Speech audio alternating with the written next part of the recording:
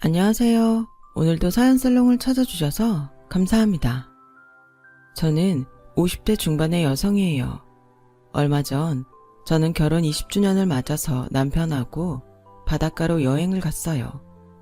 요즘은 여행 다니기가 전보다 좀 편해진 것 같아서 좋더라고요. 오랜만에 애들 없이 남편하고 단둘이 오붓한 시간이었어요. 그렇다 보니 20년도 더 된 예전 일이 생각나서 이렇게 사연을 보내요. 제가 어릴 때 엄마는 동네에서 식당을 하셨어요. 그래서 친구들은 저한테 밥이라고 부르기도 했어요. 아이들이 식사 때에 놀러 오면 엄마가 식당으로 불러서 밥을 차려주셨거든요. 작은 가게였지만 엄마 손맛이 좋아서 다들 엄마가 해주는 음식을 좋아했어요. 어떤 친구들은 자기네 집밥보다 우리 식당 밥이 맛있다며 일부러 식사 시간에 와서 밥을 먹고 가기도 했어요. 야, 니네 자꾸 우리 식당에 와서 밥 먹으면 엄마한테 안 혼나? 엄마들은 엄마가 한 음식보다 다른 사람이 한 음식 좋아하면 싫어하잖아. 괜찮아. 우리 엄마도 니네 엄마 반찬이 훨씬 맛있대. 그래서 오늘 열무김치 사오라고 돈도 주셨어. 라고 할 정도로 엄마 음식은 인기가 있었어요. 저는 그런 엄마가 자랑스러웠고 저도 엄마처럼 음식을 잘하고 싶어서 요리를 가르쳐달라고 조르곤 했어요. 집에 요리 잘하는 사람은 한 명이면 돼. 뭘 너까지 하려고 그래. 그러지 말고 넌 공부해. 공부해서 번듯한 직장 들어가야지. 라며 저를 영어 수학학원에 보내셨어요. 아빠는 법대를 나오셨는데 사법고시 공부만 10년 넘게 하다가 결국 시험에 떨어져서 포기하셨다고 해요. 다른 건 못하고 나이만 먹다 보니 회사를 들어갈 수도 없었고요. 사업을 하려다가 자금을 대줄 곳을 찾지 못해서 접게 되었고 할 수 없이 시골 할아버지 밭에서 일하고 채소들을 운반하는 일을 하셨어요. 그래도 네 아빠 덕분에 우리 가게 재료가 제일 싱싱하잖아. 어디서 이렇게 금방 딴 채소를 구할 수 있겠어. 라고 할 정도로 엄마는 긍정적이셨지만 저와 오빠한테는 늘 안정적인 직장에 들어가서 자리를 잡으라고 하셨어요. 저희 공부를 시키는 일이라면 앞뒤 안 가리고 다 하셨죠. 돈이 많이 들어가는 과외나 특강도 전부 등록시켜 주시면서 돈은 엄마가 더 벌면 된다고 하셨어요. 엄마 음식 솜씨가 좋다 보니 잘 사는 집에서 반찬 주문을 하는 경우가 좀 있었거든요. 엄마는 그럴 때마다 수고비를 두둑히 받아서 식당 수입만으로는 감당이 안 되는 저희 교육비를 채우셨어요. 그렇게 열심히 사시던 엄마도 제가 고등학교 때 아버지가 사고로 돌아가시자 한참이나 넋을 놓고 아무것도 못 하셨어요. 저는 그런 엄마를 도우려고 학교가 끝나면 바로 와서 식당 일을 거들었어요. 엄마 대신 재료도 다듬고 엄마한테 물어보면서 간단한 반찬도 만들고 했죠. 엄마는 그런 것도 다 못할 만큼 힘들어하고 계셨어요. 그러다가 어느 날 술 취한 아저씨가 밥을 먹으러 왔다가 저한테 괜히 시비를 걸었어요. 야, 식당에서 쟁반이나 나르는 게 어디 손님한테 눈을 똑바로 뜨고 대들어. 아저씨, 제가 대드는 게 아니고요. 저희 가게는 술만 파는 데가 아니라고요. 이게 그래도 꼬박꼬박 말대꾸하네. 야, 넌 부모가 그따위로 가르쳤어? 그래, 내가 가르쳤다. 술 먹었으면 곱게 집에 나갈 일이지. 왜 남의 가게에서 내 귀한 딸한테 꼬장을 부리고 그래? 경찰 부를까? 라며 프라이팬을 들고 주방에서 엄마가 나오자 아저씨는 뭐라고 중얼대며 도망갔어요. 정이야, 엄마가 미안해. 우리 딸 열심히 공부할 때에 엄마 때문에 이렇게 말도 안 되는 놈한테 욕이나 듣고 있었네. 이제 엄마 괜찮아. 말짱하니까 넌 식당 안 나와도 돼. 엄마는 다음날 바로 보조 아주머니를 더 구하셨고 한동안 하지 않던 반찬 주문도 다시 받기 시작하셨어요. 식당은 다시 예전처럼 손님들이 많아졌고 오는 사람들마다 엄마를 격려했어요. 반찬을 주문하는 손님들은 엄마가 다시 기운을 차렸다며 잘했다고 선물을 보내주기도 했고요. 엄마는 그런 손님들에게 고마워서 전보다 더 양념을 잘 써서 맛있게 만들려고 애를 썼죠. 엄마의 그런 노력으로 저와 오빠는 무난히 대학에 갈 수 있었어요. 2살 더 어린 오빠가 군대에 가 있는 사이에 저는 대학을 졸업해서 대기업의 인턴으로 들어갔어요. 하지만 인턴이 끝나고 정규직이 되지 못했고 저는 다시 취직을 하기 위해 여러 회사에 원서를 내고 면접 연습을 했어요. 그러다가 한 식품회사의 기획팀에 들어가게 됐어요. 엄마는 이제야 제가 안정적으로 살 수 있게 됐다며 많이 좋아하셨어요. 사실 그러고서 몇 년 후에 IMF 위기가 터져서 모두 어려워졌는데 그때만 해도 그런 일이 있을 거라고는 생각도 못했으니까요. 저는 회사에 들어가서 새로운 환경에 적응하느라 애를 썼어요. 그 사이 오빠가 제대를 하고 학교에 복학을 했고 다음 해에 유학을 갔어요. 꼭 하고 싶은 공부가 있다며 장학금을 받는다니 엄마도 그러라고 하셨죠. 그래, 오빠는 공부 나보다 잘했잖아. 요즘 오빠보다 못한 사람들도 유학 많이 가던데 안 가면 억울하지. 오빠, 생활비는 내가 보탤 테니까 걱정 마. 야, 됐어. 나도 모아놓은 돈 있어. 모양 빠지게 무슨 동생한테 용돈을 타냐? 외국 나가서 사는데 그게 뭐가 중요해. 받을 수 있을 때 받아. 무슨 일이 생길지 어떻게 한다고 돈을 안 받아. 너야말로 엄마 잘 모시고 있어. 엄마 점점 나이 드시는데 건강도 신경 써야지. 돈 잘 모아놔. 라고 티격태격 하다가 오빠는 유학을 갔고 저는 뭐라고 하건 말건 돈을 보냈어요. 그렇게 몇 년이 더 지났고 저는 IMF 때에 회사를 그만둘지 심각하게 고민했어요. 회사에서 젊은 직원들도 퇴직하라고 자꾸 권고를 했거든요. 다들 어려우니 뭐라고 할 수 없지만 어떻게 네 나이 사람들 보고 회사를 그만두라고 하니? 참 너무하네. 하긴 요합은행 있잖아. 거기는 신입사원들도 전부 채용 취소했다고 하더라. 라는 엄마는 저를 위로해 주시느라 애를 썼지만 정작 저는 회사 그만두는 건 아무렇지도 않았어요. 제가 고민한 건 평생 먹고 살기 위해서 뭘 하는 게 가장 좋을까 하는 거였어요. 그런 고민을 한 사이 시간이 지나서 회사는 해고 대상자를 발표했고 다행인지 불행인지 저는 거기에 들어가진 않았더군요. 전 특별히 하고 싶은 게 있었던 게 아니었기 때문에 일단 회사를 더 다녀보기로 했어요. 그러다가 본사에 다니던 남자를 만나게 됐죠. 제가 막 나온 시제품을 본사에 가져가면 그 사람이 받았어요. 한정희 대리는 일을 참 야무지게 잘하네요. 다른 사람들은 제품에 뭐가 들어갔는지 제대로 표기도 안 할 때도 많은데 한 대리는 그런 일이 전혀 없어요. 시식평가 자료도 꼼꼼하고. 그 사람은 저보다 한 살이 많아도 같은 대리직급이었는데 본사 사람이라서 은근히 저를 평가하는 말을 잘했어요. 그래도 일을 잘하고 똑똑했고 여러 면에서 유능했어요. 주변에 사람들도 많은 것 같았고요. 그런 사람이 저한테 만나보자는 얘기를 했을 때 저는 너무 뜻밖이었어요. 김창호 대리님이 왜 저를 만나요? 본사에 더 좋은 분들 많잖아요. 저는 김 대리님 같이 너무 똑똑한 분은 부담스러워요. 은근히 칭찬하는 척하면서 저 밀어내는 거예요? 좋은 사람이야 많은데 제 마음에 들어야 되는 거잖아요. 한 대리는 제 마음에 드는 좋은 사람이라서 만나고 싶어요. 라며 망설임 없이 다가오는데 그런 말들이 좀 설렜던 것 같아요. 그러면서 그 사람과 저의 만남이 시작됐어요. 사회생활을 하고 나서 처음으로 진지하게 만났던 것 같아요. 전에도 잠깐씩 만나고 헤어졌던 적이 몇 번 있었지만 심각했던 건 한 번도 없었어요. 사실 그 남자가 유능해 보이는 모습에 많이 끌리기도 했죠. 저와 그 사람이 만나는 동안에 오빠는 유학을 마치고 귀국했어요. 오빠가 새로운 일을 시작하고 분주한 동안에도 저는 그 남자를 만나느라 바빴죠. 제가 젊을 때만 해도 여자는 20대에 결혼해야 된다고 생각하는 사람들이 많았어요.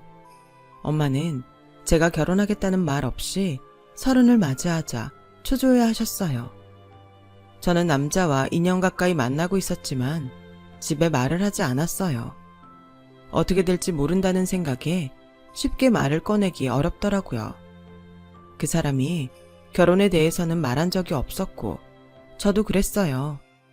남자는 워낙 여기저기 동호회도 많이 다니고 인기도 있었기 때문에 어쩌면 이대로 헤어질지도 모르겠다는 생각도 했었죠. 그래서 만난 지 3년 되었을 때 제가 먼저 그만 만나자고 마음먹었는데 뜻밖에도 남자가 결혼 얘기를 꺼내더라고요. 정말 나하고 결혼할 마음이 있는 거야? 아니면 내가 뭐하러 그렇게 오래 만났겠어? 그럴 생각 없으면 진작에 관두고 다른 여자 찾지. 왜? 결혼하기 싫어? 싫다는 게 아니라 그렇게 생각하는 줄 몰랐지. 결혼 내색을 전혀 안 했잖아. 다른 사람들도 많이 만났고. 사회생활 하는데 당연히 이 사람 저 사람 만나서 평가를 해봐야지. 그렇게 만나봐야 누가 더 나한테 편한 사람인지 알 수도 있고 너도 그러면서 뭘. 저는 누가 더 좋은 사람인지 저울질하려고 다른 사람들을 만난 적은 없었지만 그 사람이라면 저런 생각을 할 만하다는 마음이 들어서 별 말하지 않았어요. 한편으로는 저한테 결혼하자고 해준 게 좋기도 했고요. 사람 마음이란 게 참 희한한 게 그래도 내가 다른 여자들보다 괜찮다는 평을 받은 것 같아서 나쁘지 않더라고요. 그렇게 사람 저울질하고 평가하는 게 나쁜 걸 알면서도 저는 그것마저 남자의 능력으로 받아들였어요. 아마 아빠가 고시 공부만 오래 하다가 결국 능력이 없는 사람처럼 된 걸 보고 유능하고 현실적으로 보이는 그 남자를 계속 좋게만 생각했던 것 같아요. 제가 결혼을 한다고 하자 엄마와 오빠는 많이 놀랐어요. 나야 우리 딸이 좋다고 하는 사람이라면 찬성이지. 그래도 오빠가 같은 남자 입장에서 한번 보는 게 좋을 것 같다. 라는 엄마 말에 남자가 먼저 우리 집에 왔었죠. 오빠는 저를 조용히 부르더니 일단 나나 집안일에 대해서 너무 자세히 얘기하지 마. 너도 확신이 안 서니까 그동안 집에 말 안 한 거잖아. 좀 지켜보자. 저는 오빠 말대로 하기로 했어요. 그렇게 저희 집 인사가 끝나고 남자 집에 갔을 때였어요. 남자 부모님은 두 분 다 차갑고 딱딱한 인상이라 만나자마자 좀 주눅이 들었어요. 특히나 그 사람 어머니는 눈 하나 깜짝 않고 아버지도 안 계시고 어머니는 동네 식당 하시고 반찬도 주문 판매하신다고? 오빠가 미국에서 공부하고 온 것밖에 볼 게 없네. 아가씨는 뭐 하느라 그 나이 되도록 결혼도 못했어? 그동안은 결혼보다 제가 일을 잘하는 걸 더 중요하게 생각했어요. 그거야 핑계고 아가씨 집안이 별 볼 일 없으니까 누가 선뜻 나서는 사람이 없었겠지. 우리 창호가 아가씨 인생 구했네. 라는데 정말 말문이 막혔어요. 더 어이가 없었던 건 제가 이런 막말을 듣는데 남자는 잠자코 있는 거였어요. 우리 엄마가 한 말이 틀린 말은 아니잖아. 엄마가 좀 직선적이고 현실적이어서 그렇지. 나쁜 분은 아니셔. 처음 보고 너무 선입견 갖고 판단하지 말았으면 좋겠다. 라는데 정말 내가 예민하게 구는 건가 보다 싶더라고요. 상견례 자리는 무난하게 지나갔어요. 오빠랑 엄마가 워낙 깔끔하게 차려입고 나오기도 했고 저희 오빠가 덩치가 좀 있어서 사람을 압도하는 데가 있거든요. 그래서 남자 쪽에서 별말 없었던 것 같아요. 문제는 그 후에 일어났어요. 제가 퇴근하고 엄마 식당에 갔을 때였어요. 엄마하고 도우미 아주머니하고 셋이서 이런저런 얘기를 하고 있는데 느닷없이 남자 어머니가 들이닥쳤어요. 어머, 이런 누추한 데까지 어떻게 오셨어요? 이리 좀 앉으세요. 네, 앉는 건 됐고요. 창호가 정희 어머니 솜씨가 좋다고 해서 저도 반찬 좀 시켜볼까 하고요. 친구네 가져갈 거랑 똑같이 갈비찜 2개요. 근데 갈비찜 같은 것도 해보셨어요? 그럼요. 갈비찜 주문도 꽤 들어오거든요. 제가 정말 좋은 재료로만 해드릴게요. 그래야죠. 실은 오늘 혼수 얘기도 좀 할까 했는데 그건 다시 날짜 잡아서 얘기하죠. 답답해서 못 있겠네요. 그럼 부탁해요. 하고 자기 할 말만 하고 쌩 가버리더라고요. 저는 남자한테 이게 무슨 경우냐고 따졌고 남자는 전보다 더 무심하게 난 별 생각 없이 사실 그대로 말했어. 어머니 음식 솜씨 좋으신 거 맞잖아. 그러니까 엄마도 한번 사보고 싶었나 보지. 내가 엄마 마음까지 일일이 통제할 수는 없잖아. 그냥 좀 넘어가. 그런 문제가 아니잖아. 사돈 될 사람한테 어떻게 이런 예의 없는 행동을 해? 아무리 시어머니여도 엄마가 사부인인데 무슨 태도가 일반 손님만도 못해? 그럼 우리 엄마가 니네 어머니한테 굽신굽신해야 돼? 사돈 되는 거면 그래야 되는 거야. 가게가 좁으니까 좁다고 한 거고 갈비찜을 해본 적 있는지 물어볼 수도 있는 거지. 너 생각보다 더 편견이 심하구나. 저는 점점 남자에게 정이 떨어졌어요. 3년을 사귀면서도 저를 그렇게 생각하는 줄은 몰랐거든요. 냉정하고 차갑게 느껴져도 그게 유능하고 이성적이어서 그러려니 했는데 점점 그게 아닌 것 같다는 마음이 들기 시작했어요. 엄마는 정성을 다해서 갈비찜을 만드셨고 그걸 보는 저는 괜히 속상했어요. 고기도 한우로 하고 이렇게 재료도 좋은 것만 쓰는데 돈 많이 받아. 이런 건 돈 받는 거 아니야. 그냥 해줄 수도 있어. 그 어머니 하는 거 봤잖아. 어떻게 그냥 해줘? 너도 말 그렇게 하지 마. 네 시어머니 되실 분이잖아. 라며 엄마는 땀을 뻘뻘 흘리면서 일을 하셨어요. 그리고 다음날 저는 정말 생각지도 못한 광경을 목격했어요. 회사 아래 카페에서 팀장님과 업무 얘기를 하고 있는데 그 남자 어머니와 엄마가 같이 들어왔어요. 보니까 남자 어머니는 핸드백만 달랑 들고 있고 엄마가 보자기에 싼 묵직한 짐을 들고 힘들게 서 계셨어요. 엄마, 여기 어떻게 왔어? 허리도 안 좋은데 이건 다 뭐야? 이거 갈비찜 사부인께서 무겁다고 좀 들어다 달라고 하시네. 그 말에 열이 받아서 그 사람 어머니를 돌아보는데 팀장님이 남자 어머니한테 인사를 하더라고요. 팀장님 어머니 친구분이라네요. 내가 순정이한테 갈비찜 가져가라고 하니까 자긴 이 아파서 못 먹는다고 자기 딸 갖다 주라고 하더라. 근데 둘이 같이 일하는 줄은 나도 몰랐네. 정희 어머니, 얘한테 주면 돼요. 라는 남자 어머니 말에 엄마가 힘들게 팀장님한테 갈비찜을 주려는 걸 제가 얼른 받아서 테이블 위에 올려놨어요. 일하는 시간이라 바쁘지? 내가 시간이 지금밖에 안 돼서 왔어.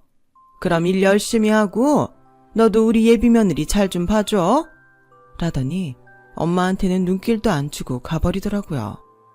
제가 화가 나서 뒤쫓아 나가려는데 엄마는 저를 막으면서 다독이셨어요. 팀장님은 괜히 미안해하며 제 눈치를 받고 저는 화가 나서 일이 손에 안 잡혔어요. 퇴근하고 회사를 나오는데 남자가 저를 기다리고 있더군요. 가자. 어머니가 저녁 먹으면서 혼수 얘기할 게 있으시대. 내가 엄마가 갈비찜 배달했다는 문자는 봤어? 아, 그거? 어머니가 엄마랑 갈비찜 들고 오셨나 본데 그게 왜 사과할 일이야? 요새 우리 엄마 허리 아파서 고생하시는데 당연히 사과할 일이지. 갈비찜도 만들어주고 배달까지 하고. 우리 엄마가 당신 어머니 심부름꾼이야? 말은 바로 하자. 갈비찜 값은 어머니가 안 받으신다고 한 거고 정말 힘드셨으면 하지 마셨어야지. 왜 니네 어머니 결정까지 사과하라고 그래. 그동안 없이 산다고 무시 많이 당하고 산 건 알겠는데 이런 식으로 열등감 드러내지 마. 너야말로 당신 어머니라고 말한 거 사과해. 와, 진짜 할 말이 없다. 나 오늘 그 자리에 못 가니까 그런 줄 알아. 적어도 혼수얘기 같은 걸 하고 싶으면 상대방 시간은 되는지는 물어봐야지. 라고 하고는 집으로 돌아왔더니 그새 남자 어머니가 엄마한테 전화를 했더라고요. 오늘 혼수 얘기하자고 너 보자고 했는데 네가 안 왔다면서 혼수 목록을 쭉 불러주는데 이렇게나 많이 해달라고 할 줄은 몰랐다. 라길래 엄마가 전화로 받아 적으신 걸 봤더니 정말 가관이었어요. 신혼집에도 당장 필요하지 않은 것까지 비싼 외제로만 하는 것도 모자라서 시댁에 몇백만 원짜리 안마의자하고 이탈리아 부엌 싱크대까지 해달라더군요. 저는 당장 전화를 했어요. 의사 변호사 집안에서도 이렇게는 요구 안 할 거예요. 창우 씨가 무슨 교수인 것도 아니잖아요. 저랑 똑같은 회사원이고요. 시댁에서 해주시는 건 20평짜리 전세인데 이런 고급 물건들이 다 어디 들어가요. 나야말로 이 정도도 못 받을 거면 너 같은 애 집에 못 들인다. 입이 삐뚤어졌어도 말은 바로 해야 한다고. 솔직히 너 뭐 볼 거 있다고 우리가 너네랑 사돈을 맺겠니? 너도 계산해 봤으니까 창호랑 결혼하겠다는 거잖아. 그럼 우리도 그만큼 받아야 되지 않겠니? 저는 그런 거 계산해 본 적 없어요. 근데 이 결혼 정말 해야 할지 진지하게 생각을 해봐야 될 것 같아요. 예, 그런 말은 우리가 먼저 해야 맞는 거지. 네가 뭔데 결혼을 생각해 본다 만다 그러냐? 저는 전화를 끊고서 바로 남자한테 연락했어요. 솔직히 얘기해봐. 왜 나랑 결혼하려고 했어? 네가 제일 적절하다고 했잖아.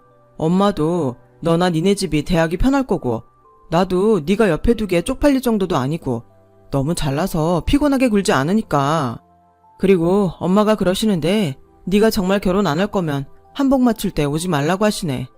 너는 혼수가 많은 것 같으면 잘 타협할 생각을 해야지. 무슨 생각으로 결혼을 한 해 만에 그런 얘기를 해. 네가 그런 말 할 입장이야? 이 결혼 깨도 우리가 깨. 저는 그제서야 남자가 저를 얼마나 우습게 여기는지 확실히 깨달았어요. 오빠는 그동안 있었던 얘기를 다 듣더니 일단 약속을 잡으라고 했어요. 저는 한복집 근처에 있는 카페에서 먼저 만나자고 했어요. 저와 엄마가 갔더니 남자 어머니가 먼저 있었어요. 우리 엄마를 보고도 자리에서 일어날 생각을 안 하더군요. 남자 어머니는 저를 보자마자 예, 내가 속이 좀 안 좋아서 그러는데 근처 약국 가서 소화제 좀 사와라. 정희 어머니는 거기 제가 시킨 차 나왔는데 좀 갖다 주세요. 라며 심부름부터 시키더군요. 그러자 카페 매니저가 나와서 저와 엄마한테 정중히 고개 숙여 인사했어요. 사장님하고 사모님 오셨어요. 소화제 저희가 직원한테 사오라고 하겠습니다. 차는 제가 가져올게요. 라며 차를 갖다 놓고는 따로 의자를 가져왔어요. 사모님, 허리 불편하신데 여기로 앉으세요. 이 의자가 편해요. 이게 다 무슨 소리야? 사장님, 사모님이라니? 이 사람들이 여기 사장이에요? 이 건물 주인이세요. 모르셨어요? 카페 매니저 말에 남자 어머니는 놀라서 입이 벌어지더군요. 그때 오빠가 성큼성큼 안으로 들어왔어요. 죄송합니다. 정희가 이렇게 만나서 얘기해야 자기 말을 들어줄 것 같다고 해서 학교 끝나자마자 바로 왔는데 좀 늦었네요. 학교요? 무슨 학교요? 라며 어리둥절한 남자 어머니에게 엄마가 우리 정석이 땡땡대학 경영대 교수예요. 오빠가 미국에서 MBA 받았다는 건 제가 미처 말씀 못 드렸네요. 이 건물도 제가 오빠 생활비 쓰라고 보낸 돈 모아서 오빠가 주식을 사뒀대요. 그게 많이 올라서 한국 오자마자 제 이름으로 이 건물 사줬고요. 엄마는 여기 옆에 있는 고급 한정식 운영하세요. 아니, 전에 봤을 때 분명히 그 지저분한 식당에서 만났는데? 그 식당 거기 일하는 아주머니한테 넘긴 지 좀 됐어요. 그날은 엄마가 아주머니 도와드릴 게 있어서 가셨던 거고요. 이 정도면 제가 이 결혼 안 하겠다고 해도 되겠죠? 그쪽에서 제가 가진 거 없어서 신분 세탁하는 거라고 했잖아요.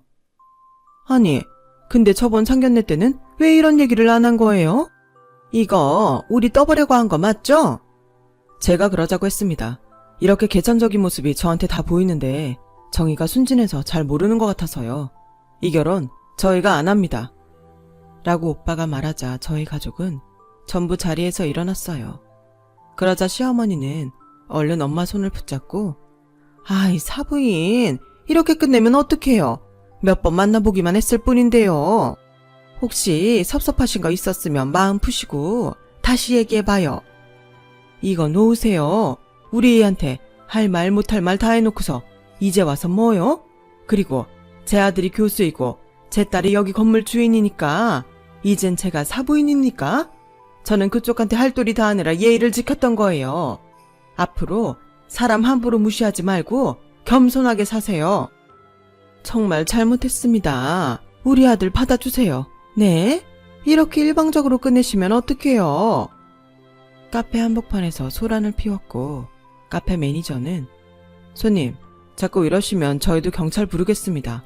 다른 손님들한테 피해 안 가게 얼른 나가주세요. 계속 잘못했다고 하는 남자 어머니를 끌어냈어요. 그날 밤 남자는 저에게 계속 전화를 했고 문자로도 미안하다고 하더라고요. 남자는 출근길에 회사 앞으로 찾아와서 우리 다시 얘기해보자. 결혼이 얼마나 중요한 건데 이렇게 쉽게 그만둬? 나 쉽게 그만둔 거 아니야. 그리고 중요한 거니까 김창호 씨하고 안 한다는 거야. 또 머리 굴려서 적당한 여자 찾아봐. 근데 내가 팀장님한테도 당신네 어떤지 다 얘기했거든? 당신 회사에도 소문 다 나서 앞으로 좀 힘들 거야. 여기 경비 아저씨, 이 사람이 자꾸 저 쫓아오는데 여기 못 들어오게 해주세요. 라고 말하고 회사로 들어왔고 남자는 저를 부르다가 경비한테 제지를 당했어요. 그 후에도 남자는 미안하다고 계속 회사로 연락하다가 저희 팀장님한테 한 소리 듣고 망신만 당했죠 뭐. 저는 그 일을 겪고 결혼 평생 못하겠다고 생각했거든요. 그런데 곧 저에게 정말 좋은 인연이 생겼고 그 순수하고 따뜻한 남자와 결혼을 해서 지금까지 잘 살고 있답니다. 시간이 지나고 보니 그 남자 집안과의 일은 인생의 액땜이었던 것 같아요. 서로 알아보고 사랑할 수 있는 사이는 정해져 있나 봅니다. 제 얘기는 여기까지예요. 제 이야기 들어주신 분들 모두 행복하세요. 좋은 일만 가득하고 건강하시길 바래요. 감사합니다. 여러분, 사연 댓글에 응원과 현명한 조언 부탁드려요. 좋아요와 구독은 저에게 큰 힘이 됩니다. 오늘도 좋은 일 가득하세요.